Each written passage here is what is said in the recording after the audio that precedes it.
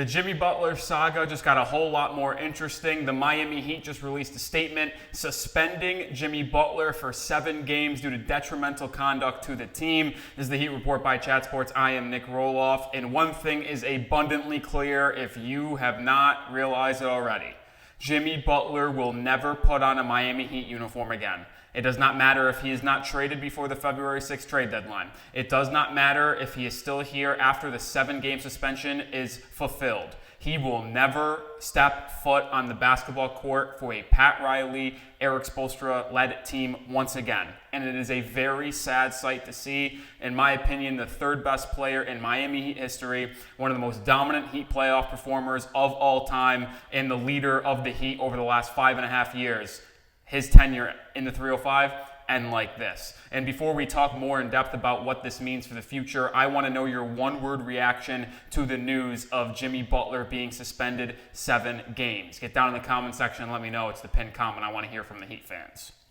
Well, I will say this, and I expected it. If you watch the past couple videos we put out on the initial trade request reaction, as well as the video we put out earlier this morning on the latest rumors that were coming out about what made these two get into a disagreement to this standard of him requesting a trade, and I am not shocked by this whatsoever. And you can just tell that Pat Riley, and we've known this, he's a no-nonsense guy, for better or for worse. He doesn't put up with this type of behavior. And when you watched Bam Adebayo get questioned the way he did following the Jimmy Butler comments last night, when you watched Tyler Hero answer the questions that he was asked following the Jimmy Butler comments to the media, you just absolutely knew that he was never going to play a Heat game again. I didn't know if it was going to happen after the game on Saturday against Utah. I was not sure if it was going to come before that. Well, evidently it did. And I'm curious on what is the conduct detrimental to the team other than just making a trade request. Obviously, we don't know what's happening behind the scenes. We don't know if he was bad-mouthing. You really just don't know what's going to happen. But one thing is clear. This is maybe the most messy moment in Miami history. I mean, we've had not good departures in the past. Dwayne Wade in 2016, LeBron going back to Cleveland, the Shaq trade request. There has been ugly moments, but I don't think there has been one as ugly, as public, as messy as this one. And unfortunately, this isn't the first time that Jimmy Butler has done something to this standard. We all know the Minnesota Timberwolves story, and we know how it ended in Philadelphia. But I never thought it would come to this in Miami because I always thought Jimmy Butler had the same mindset of the Heat culture, of that type of guy. And it's just so sad to see. It really is. If you had to ask me my one word, folks, it would be sad. Maybe depressed, if I'm going to be honest, because I just never thought it would end this way with Jimmy. I thought he was going to retire a Heat lifer. I really, really did. But make sure you are subscribed, because if there's any other news that comes out surrounding Jimmy Butler in this situation, whether it's trade rumors, whether it's an actual trade, we will let you know. So continue to hit that sub button. Appreciate all the new subscribers joining the channel.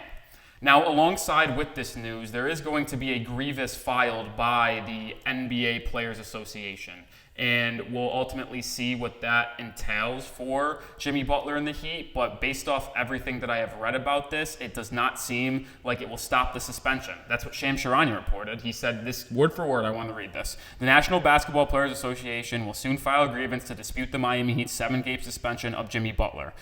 The grievance process is lengthy, however, and will likely not stop the suspension.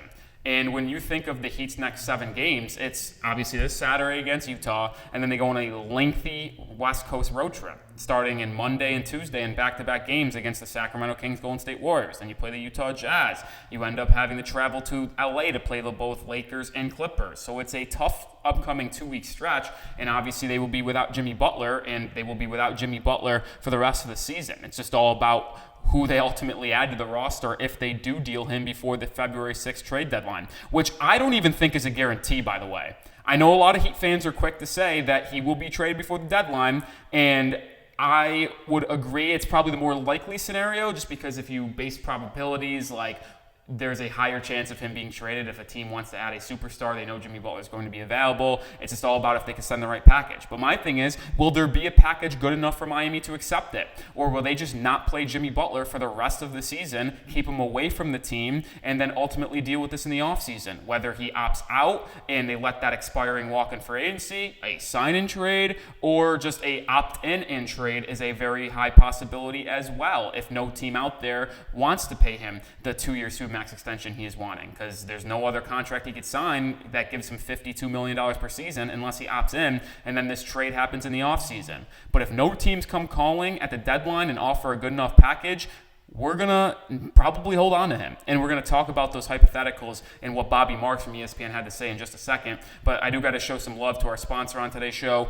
That is Prize Picks. Prize Picks is the best place to win real money on sports action. With over 10 million members and billions of dollars in award winnings, Prize Picks has made daily fantasy sports accessible to all. You pick just more or less on at least 2 players for a shot to win up 1,000 times your cash. Run your game all season long on Prize Picks. And with the basketball season heating up, there is no better daily fantasy sports platform than Prize Picks to get real money action while watching your favorite sports. Think Steph Curry will get more than 5 3-pointers, Giannis more than 35 points. Cook up your hot takes with your friends and win real money this basketball season when you and your crew run your game on Prize Picks. You can play football, combine it with hockey, basketball. It doesn't matter. You can go collegiate, professional. There's all sorts of ways you can play Prize Picks, which is why it's my favorite daily fantasy sports platform. So download the app today and use code CLNS to get $50 instantly after you play your first $5 lineup. One more time. Download the app today and use code CLNS to get $50 instantly after you play your first $5 lineup. Prize Picks. Run your game.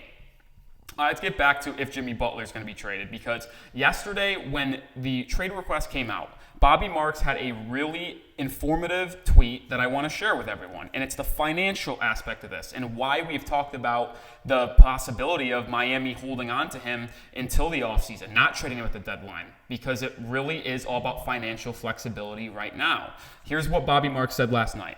If the Heat let Jimmy Butler's $48.8 million salary season expire, they would be well positioned to add to their roster this summer. They would be $47 million below the tax and have access to the $14 million non-tax mid-level, 5.1 biannual exception, $50+ million in expiring contracts, the ability to take back more salary in a trade.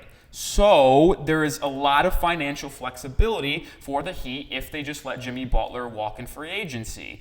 But obviously there's a caveat of him opting out, opting in, and then you'd have to trade him, which would kind of eliminate that financial flexibility. But then Bobby Marks doubled down on that last night. As I've said before, there's no incentive to trade Butler if the return doesn't accomplish 2 things: financial flexibility in 2025 in the future, and then keeps this roster competitive this year. And I think that second part is very obvious. There was a little report that came out earlier today that all right, sorry for the jump cut, my camera cut out, but back to the report I was talking about that came out earlier today.